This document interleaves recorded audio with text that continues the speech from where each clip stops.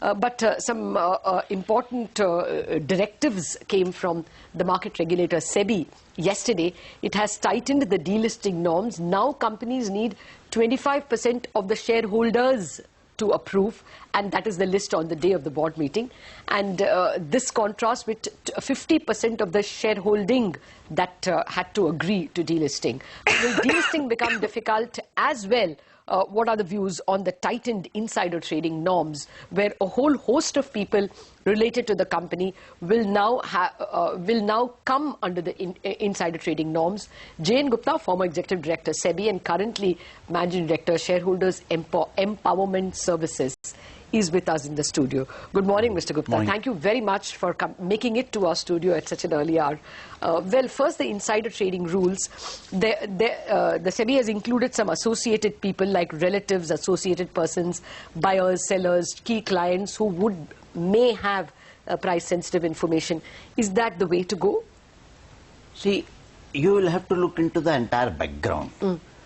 We have been having this insider regulation for last 20 years, and we have found that very few cases have succeeded in the market. Okay. The outcome could be two: either there is no insider trading, or there is some problem with the regulation, its implementation and enforcement. We all know that insider trading is existing all over the world, and in India it is not an exception, it is there. So that means there was some problem with the regulation, enforcement, interpretation.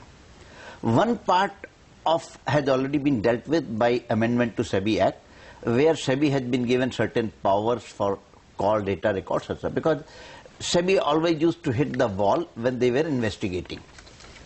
Now the issue has come of the legal framework. Legal framework, see, if one says that a legal framework has come, then the crime will stop. It is not possible, because murder has been a crime for so long in the world, murders have not stopped. So insider trading will not cease to exist, whatever may be the law. But implementation has to start.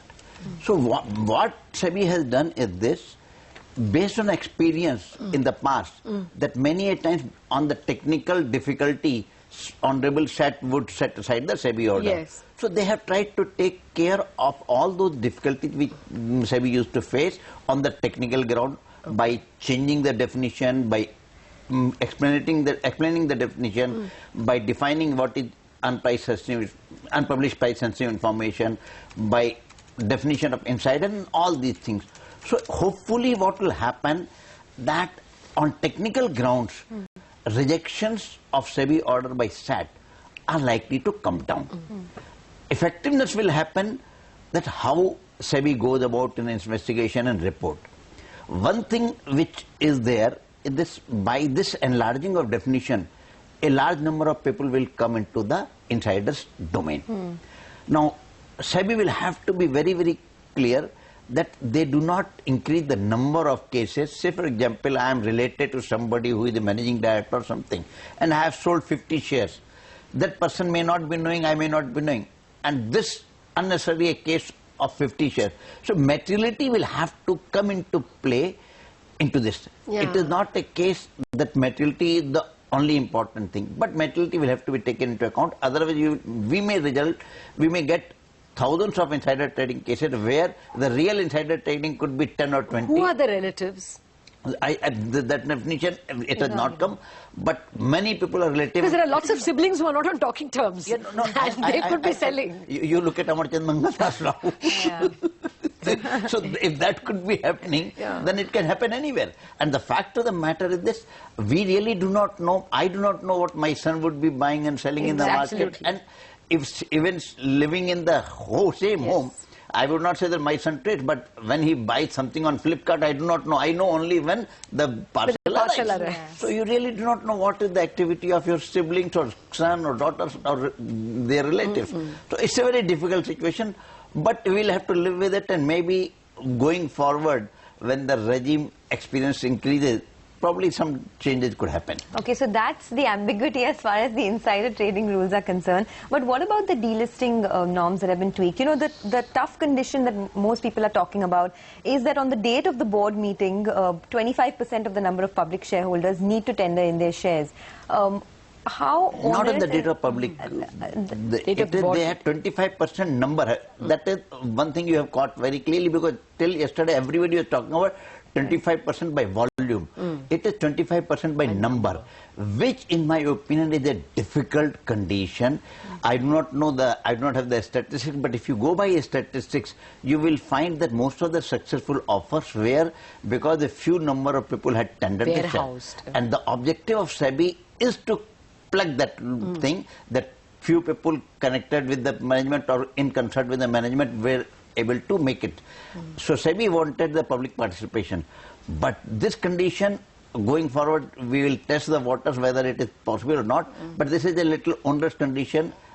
Yeah, however, there was a gentleman on the channel who made a case that in the past few instances, and which was Indocount, was the Indotech transformers. Indotech transformer. He said that there the management went to the extent of offering free courier services to get the shares of people who are interested to tender.